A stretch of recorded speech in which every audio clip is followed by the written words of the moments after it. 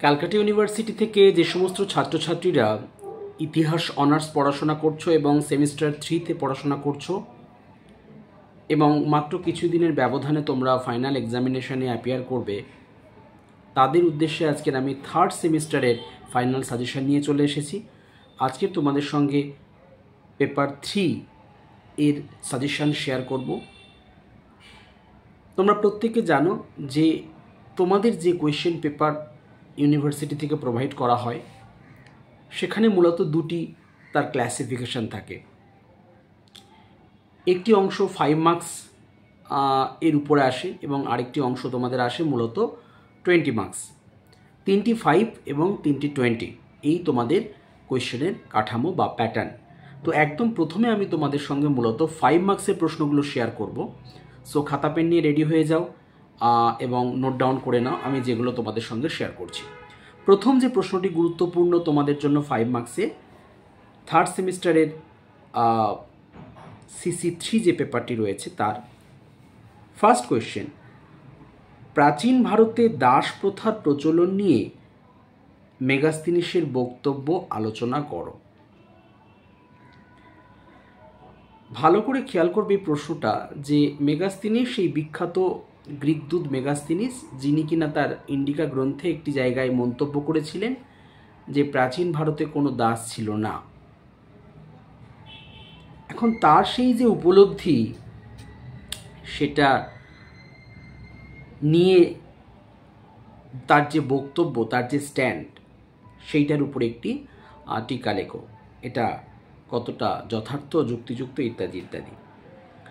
Number 2 যেটি important সেটি হলো মৌর্য প্রশাসনিক নিয়ন্ত্রণকে রমিলা থাপার কতগুলো ভাগে ভাগ করেছেন। তোমরা রমিলা থাপারের নাম প্রত্যেকে শুনেছ, একজন বিখ্যাত ঐতিহাসিক। বিশেষ করে মৌর্য যুগের উপর অনেক কিছু তার লেখালেখি রয়েছে এবং তিনি মৌর্য প্রশাসনিক যে নিয়ন্ত্রণ সেটার যে ক্লাসিফিকেশন করেছিলেন সেইটার উপর একটি টিকা লেখো। নাম্বার 3 যেটি ইম্পর্টেন্ট সেটি হলো মৌর্য কৃষি ব্যবস্থার উপর একটি টিকা লেখো। মৌর্য যুগ ভারতবর্ষের ইতিহাসে একটা অত্যন্ত গুরুত্বপূর্ণ সময়কাল, যে সময় ভারতের ইতিহাসের বিভিন্ন দিকগুলো পরিবর্তিত হয়েছিল। তবে এখানে শুধুমাত্র জানতে চাওয়া হয়েছে মৌর্য যুগের যে কৃষিকাজ কেমন ছিল সেটির উপরে আলোকপাত করো। নাম্বার 4 যেটি ইম্পর্টেন্ট বলে আমার মনে হয়েছে সেটি হলো মৌর্যোত্তর যুগে ভারতের যে নগরায়ন, তার যে চালচিত্র, তার উপরে একটি টিকা লেখো। ভারতবর্ষের যদি শুধুমাত্র নগরায়নের দিকে তাকাও তাহলে তার কিন্তু কতগুলো ফেজ আছে। প্রথম পর্যায়ের নগরায়ন, দ্বিতীয় পর্যায়ের নগরায়ন, তৃতীয় পর্যায়ের নগরায়ন। তো যাই হোক, এখানে তোমাদের জানতে চাওয়া হয়েছে মৌর্যোত্তর মানে মৌর্য শাসনাধীন ভারতের পরবর্তী পর্যায়ের যে নগরায়নের চালচিত্রিক যে হাল হাকিকাত সেটির উপরে একটি টিকা লেখো। 5 নম্বর প্রশ্ন যেটি গুরুত্বপূর্ণ সেটি হলো শক রাজা রুদ্রদমনের শাসনকালে, বা শক ক্ষত্রপ, রাজাকে ক্ষত্রপও বলা হয়েছে, রুদ্রদমনের শাসনকালে সাতবাহন এবং শকদের যে সংঘর্ষের বর্ণনা দাও। তোমরা প্রত্যেকে জানো যে রুদ্রদমন ছিল কিন্তু শকদের শ্রেষ্ঠ রাজা, শক বংশের শ্রেষ্ঠ রাজা, এবং এই শক এবং সাতবাহন এই দুটো যে আঞ্চলিক যে শক্তি ছিল, এরা কিন্তু প্রায়শই নিজেদের মধ্যে দ্বন্দ্বের মধ্যে লিপ্ত ছিল। কখনো শকরা সাতবাহনদের উপরে বিজয় পেয়েছিল, আবার কখনো সাতবাহনরা শকদের উপর বিজয় পেয়েছিল। এইভাবে একটা দীর্ঘ লম্বা সময় ধরে কিন্তু শক সাতবাহন সংঘর্ষ আমরা লক্ষ্য করেছি, যেটাকে ইতিহাসের পাতায় আমরা ছোট্ট করে শক সাতবাহন সংঘর্ষ এই নামে জেনেছি। কিন্তু এখানে স্পেসিফিক্যালি বলেছে শক রাজার নাম উল্লেখ করে দিয়েছে, যাকে আমি একটু আগে বললাম শ্রেষ্ঠ শাসক রুদ্রদমন। তার সময়কালে এই যে শক সাতবাহন দ্বন্দ্ব সেটি কোন মাত্রায় পৌঁছেছিল বা কী রূপ ধারণ করেছিল সেটির উপর একটা টিকা লেখো। 6 নম্বর প্রশ্ন যেটি গুরুত্বপূর্ণ সেটি হলো ভারতে গান্ধার শিল্প শৈলীর উপরে টিকা লেখো। প্রত্যেক বছর কম বেশি ঘুরে ফিরে আইদার ভারতের গান্ধার শিল্প আর মথুরা শিল্প এই দুটো দেয়, তবে তোমাদের বেলা কিন্তু গান্ধার শিল্প অনেক অনেক অনেক বেশি ইম্পর্টেন্ট, খুব ভালো করে দেখে নিও। 7 নম্বর প্রশ্ন, গুপ্ত শাসন প্রতিষ্ঠার প্রাককালে উত্তর ভারতের রাজনৈতিক অবস্থা বিবৃত করো। অনেকে কিন্তু প্রশ্নগুলো ঠিকঠাক না ধরতে পারার জন্য ভুল করো, ভালো করে খেয়াল করো। গুপ্ত শাসন প্রতিষ্ঠার প্রাককালে মানে গুপ্ত শাসন প্রতিষ্ঠিত হয়েছে তার ঠিক আগে এই সময় ভারতের রাজনৈতিক অবস্থা কেমন ছিল। মানে কুষাণদের সময়কাল শেষ হতে চলেছে, ভারতবর্ষের রাজনীতিতে আরও একটা যে ভ্যাকিউম, আরও একটা যে শূন্যতা এবং আরও যে নানান সতেরো ভারতীয় রাজনীতির হাল হাকিকাত সেই সময় ছিল, সেটা কিন্তু তোমাদের তুলে ধরতে হবে। খুব ভালো করে খেয়াল করে টাইমটাকে মাথায় রেখে এক্সপ্লেন করো আনসারটা। নেক্সট যে প্রশ্নটা গুরুত্বপূর্ণ সেটি হলো গুপ্ত সমাজে নারীর স্থান নির্ণয় করো। খুব খুব খুব ইম্পর্টেন্ট প্রশ্ন। গুপ্ত যুগ প্রাচীন ভারতের ইতিহাসে সুবর্ণ যুগ বলে আমরা জানি বা চিনি, কিন্তু সেই সুবর্ণ যুগের ভারতে, মানে সেই গুপ্ত যুগে নারীদের অবস্থা কেমন ছিল? আদৌ কি তাদের সেই অবস্থা সুবর্ণ যুগের মতো স্বর্ণোজ্জ্বল ছিল, নাকি তাদের জীবনে অন্ধকার নেমে এসেছিল? এক্স্যাক্টলি তাদের অবস্থাটা কেমন ছিল সেটার উপরে কিন্তু একটি টিকা লিখতে হবে। নেক্সট প্রশ্ন, প্রাচীন ভারতের ইতিহাস রচনায় অর্থশাস্ত্রের গুরুত্ব। দেখো, অর্থশাস্ত্রের নাম আমরা শুনিনি বা আমরা জানি না, এটা হতেই পারে না। ইতিহাসের ছাত্রছাত্রী মানে কম বেশি আমরা সেই কৌটিল্যের অর্থশাস্ত্রের কথা শুনেছি। এই অর্থশাস্ত্রের উপরে কিন্তু একটি টিকা লেখো, 5 মার্কসের মতো একটি প্রশ্ন প্রায় আসে, তোমরা কিন্তু তৈরি হয়ে নেবে। নেক্সট যে প্রশ্নটি গুরুত্বপূর্ণ সেটি হলো প্রাচীন ভারতের বর্ণ ও জাতি দুটি কি পৃথক ব্যবস্থা ছিল? প্রাচীন ভারতের বর্ণ ও জাতি দুটি কি পৃথক ব্যবস্থা ছিল? এইরকমভাবেই প্রশ্নটা দেয়, একটু সজাগভাবে তৈরি করবে 5 মার্কসের জন্য। পরের ইম্পর্টেন্ট প্রশ্ন, সঙ্গম সাহিত্য সম্পর্কে একটি টিকা লেখো। এই সঙ্গম সাহিত্যটা অনেকের মধ্যে কিন্তু কনফিউশন ক্রিয়েট করে। এটা কিন্তু কনফিউজড হওয়ার কোনো কারণ নেই।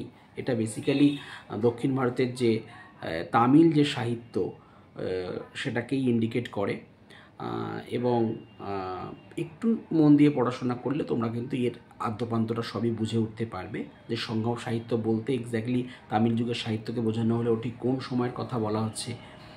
সঙ্গম মানে যেভাবে তামিল সাহিত্যিকরা সম্মিলিত হতো, একত্রিত হতো এবং সেভাবে তারা যে একটা সাহিত্যের রূপরেখা নির্ধারণ করার চেষ্টা করেছিল, সেই সবটা কিন্তু দিয়ে তোমাদের আলটিমেটলি আনসারটা করতে হবে 5 মার্কসের। নেক্সট যে প্রশ্নটি গুরুত্বপূর্ণ সেটি হলো অগ্রহার ব্যবস্থা সম্পর্কে একটি টিকা লেখো। অগ্রহার কথাটা নিশ্চয়ই তোমরা শুনেছো ইতিমধ্যে। প্রাচীন ভারতে বিশেষ করে গুপ্তযুগ বা গুপ্তযুগের শেষের দিকে এই ব্যবস্থাটা কিন্তু খুব খুব গুরুত্বপূর্ণ হয়ে উঠেছিল, এবং সেই অগ্রহার ব্যবস্থা সম্পর্কে তুমি কি জানো তার উপরে কিন্তু একটি 5 মার্কসের প্রশ্ন তোমরা তৈরি হয়ে নিও। নেক্সট প্রশ্ন, চালুক্যরাজ দ্বিতীয় পুলকেশীর আইহোল লিপির গুরুত্ব। তোমরা জানো চালুক্য বংশের শ্রেষ্ঠ রাজা ছিলেন দ্বিতীয় পুলকেশী। তার সম্পর্কে আমরা যা কিছু জানতে পারি সেটি মূলত কিন্তু আইহোল লিপি থেকেই আমরা জানতে পারি। তো অ্যাজ এ হিস্টোরিক সোর্স বা ইতিহাসের উপাদান হিসাবে এই আইহোল লিপির গুরুত্ব কী ছিল সেটি কিন্তু 5 মার্কসে তৈরি হয়ে নিও। নেক্সট প্রশ্ন, নালন্দা বিশ্ববিদ্যালয়ের অবদান আলোচনা করো। খুব ভালো করে তৈরি করবে নালন্দা বিশ্ববিদ্যালয়ের অবদান। প্রাচীন ভারতের শিক্ষা প্রতিষ্ঠানগুলোর যেগুলোর নাম আমরা পাই তাদের মধ্যে কিন্তু অন্যতম শ্রেষ্ঠ এই নালন্দা বিশ্ববিদ্যালয়। তার উপর একটি ছোট্ট টিকা লেখো। আর একটি প্রশ্ন বলেই শেষ করব যে অশোকের কলিঙ্গ আক্রমণের কারণ, এটা যেমন করবে আর এর সঙ্গে তাৎপর্য বা গুরুত্ব বা ফলাফলটাও করে নেবে। আমরা সবাই জানি যে অশোক একটা সময় কলিঙ্গ আক্রমণ করেছিল, কিন্তু কেন করেছিলেন, কোন প্রেক্ষিতে করেছিলেন, কি এমন পরিস্থিতি এসে দাঁড়িয়েছিল অশোকের সামনে যে তিনি কলিঙ্গ আক্রমণ করতে বাধ্য হয়েছিলেন?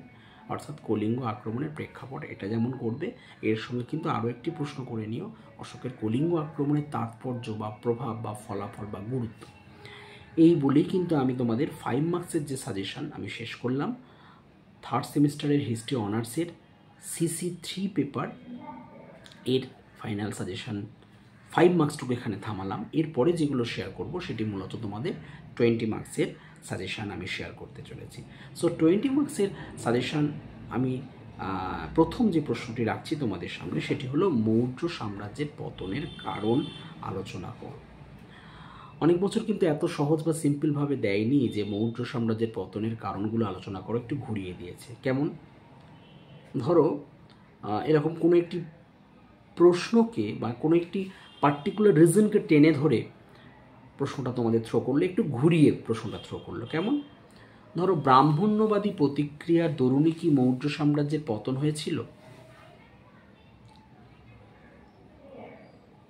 তোমরা প্রত্যেকে জানো যে পুষ্যমিত্র শুঙ্গ একজন ব্রাহ্মণ ছিলেন এবং তার যে বিপ্লব, যেটাকে অনেকেই ব্রাহ্মণ্যবাদী প্রতিক্রিয়া বলেছেন, যার কারণেই নাকি মৌর্য সাম্রাজ্যের পতন ত্বরান্বিত হয়েছিল, সেই সূত্রেও অনেক বছর এরকম দিয়েছে যে পুষ্যমিত্র শুঙ্গের বিদ্রোহ বা পুষ্যমিত্র শুঙ্গের নেতৃত্বে যে ব্রাহ্মণিকাল রিয়াকশন হয়েছিল মৌর্যদের বিরুদ্ধে, তার দরুনই কি সাম্রাজ্যের পতন হয়েছিল, বা যে কোনো একটা কারণ টেনে তোমাকে প্রশ্নটা দিতে পারে যে এর জন্য অশোক কতটা দায়ী ছিল মৌর্য সাম্রাজ্যের পতনের জন্য, ওই একটা রিজনকে থ্রো করে দিতে পারে। বাট মাথায় রাখতে হবে কিন্তু কোনো একটা রিজনকে টেনে থ্রো করলেও তোমাকে পুরো ওভারঅল মৌর্য সাম্রাজ্যের পতনের বিভিন্ন কারণগুলোকে কিন্তু টাচ করতে হবে। দ্বিতীয় যে প্রশ্নটি গুরুত্বপূর্ণ সেটি হলো যে কুষাণ সম্রাট কনিষ্কের কৃতিত্বের মূল্যায়ন করো। কুষাণ যুগের শ্রেষ্ঠ শাসক ছিলেন কনিষ্ক এবং তিনি বিভিন্ন ক্ষেত্রে কিন্তু তাৎপর্যপূর্ণ অবদানের সাক্ষ্য রেখেছিলেন এবং যে অবদানগুলোকে আলোচনা করতে হবে এখানে। নাম্বার 3 হচ্ছে কি, যেটা ইম্পর্টেন্ট সেটি হলো প্রাচীন ভারতে শূদ্র ও অস্পৃশ্যদের স্থান নির্ণয় করো। শূদ্র কারা, অস্পৃশ্য কারা আমরা সবাই জানি। সো অ্যানশিয়েন্ট ইন্ডিয়াতে তাদের অবস্থা কেমন ছিল সেটির উপরে কিন্তু একটি নিবন্ধ লেখো, এভাবে তৈরি হয়ে নিও। আচ্ছা, নেক্সট প্রশ্ন ভীষণ ইম্পর্টেন্ট, সমুদ্রগুপ্তের কৃতিত্বের মূল্যায়ন করো বা সাম্রাজ্য নির্মাতা হিসাবে সমুদ্রগুপ্তের অবদানের মূল্যায়ন করো। এটিও খুব ইম্পর্টেন্ট প্রশ্ন। নেক্সট প্রশ্ন, অজন্তার গুহাচিত্রের উপর একটি নিবন্ধ লেখো। তোমরা প্রত্যেকে অজন্তার গুহাচিত্রের নাম শুনেছ। প্রাচীনকালের এই গুহাচিত্র কিন্তু ভারতবর্ষের নয়, পৃথিবীর অন্যতম সেরা গুহাচিত্র হিসাবে পরিচিত হয়ে আছে। তার উপর একটি 20 মার্কসের অ্যান্সার তৈরি হয়ে নিও। নেক্সট প্রশ্ন যেটি ইম্পর্টেন্ট সেটি হলো গুপ্ত সাম্রাজ্যের পতন বা গুপ্ত সাম্রাজ্যের শক্তির হ্রাস এর কারণগুলো আলোচনা করো। অথবা বলতেই পারে যে হুন আক্রমণের দরুনে কি গুপ্ত সাম্রাজ্যের পতন হয়েছিল, বা কোনো একটা পার্টিকুলার রিজনকে টেনে ধরে বলতে পারে যে গুপ্ত সাম্রাজ্যের পতন কি এই কারণের জন্য হয়েছিল। ঠিক একইভাবে যেমনটা মৌর্যদের পতনের ক্ষেত্রে বললাম, কারণ যেটি দিক না কেন সেটি তো আলোচনা করবেই, সঙ্গে অন্যান্য কারণগুলোও কিন্তু এক্সপ্লেন করবেই আনসারের মধ্যে। প্রশ্নটা একটু খেয়াল করবে, যদি সেভাবে বোঝো যে জানতে চাইছে দেন অতি অবশ্যই সেগুলো কিন্তু লেখার চেষ্টা করো। নেক্সট প্রশ্ন, গুপ্ত সংস্কৃতির ধারাগুলো আলোচনা করো। দেখো, গুপ্ত যুগ প্রাচীন ভারতের সুবর্ণ যুগ। সেই সময়ের সাহিত্য, সেই সময়ের শিল্প, সেই সময়ের রাজনৈতিক ব্যবস্থাপনা, সেই সময়ের প্রশাসন, সেই সময়ের সায়েন্স কি ডেভেলপ করেনি, ইচ অ্যান্ড এভরি অ্যাসপেক্টে কিন্তু উন্নতির চরম শিখরে আরোহণ করেছিল। তাই গুপ্ত সংস্কৃতির বিভিন্ন ধারাগুলো আলোচনা করো এবং ছোট্ট করে একটা পাঠ কোষে জুড়ে যেতে পারে, তাহলে কি গুপ্ত যুগকে ভারতবর্ষের ইতিহাসে সুবর্ণ যুগ বলা যায়? এই ছোট্ট একটা পাঠ কোয়েশনও কিন্তু সেখানে জুড়ে রাখতে পারে, খেয়াল করে তৈরি করো। নেক্সট যে প্রশ্ন, গৌতমীপুত্র সাতকর্ণীর কৃতিত্বের মূল্যায়ন করো। সাতবাহন বংশের শ্রেষ্ঠ রাজা ছিল গৌতমীপুত্র সাতকর্ণী। সাম্রাজ্যের অত্যন্ত একটা জটিল এবং কঠিন পরিস্থিতিতে তিনি সিংহাসনে বসেছিলেন এবং তার নেতৃত্বে কিভাবে সাতবাহন বংশের শ্রীবৃদ্ধি ঘটেছিল, মর্যাদা বৃদ্ধি পেয়েছিল বা ঋতমর্যাদা পুনরুদ্ধার করেছিল, সবটাই তার কৃতিত্ব আলোচনা করতে হবে গৌতমীপুত্র সাতকর্ণীর কৃতিত্বের এই প্রশ্নটার ক্ষেত্রে। নেক্সট প্রশ্ন, পল্লব যুগের শিল্প স্থাপত্যের উপর একটি নিবন্ধ লেখো। পল্লবদের সময়কাল বিভিন্ন দিক থেকে গুরুত্বপূর্ণ হলেও ইতিহাসের পাতায় তারা চির অবিস্মরণীয় হয়ে রয়েছে তাদের শিল্পকলার অবদানের জন্য। সেটার উপরে কিন্তু একটা নিবন্ধ বা একটা 20 মার্কসের আনসার তোমরা তৈরি করে নিও।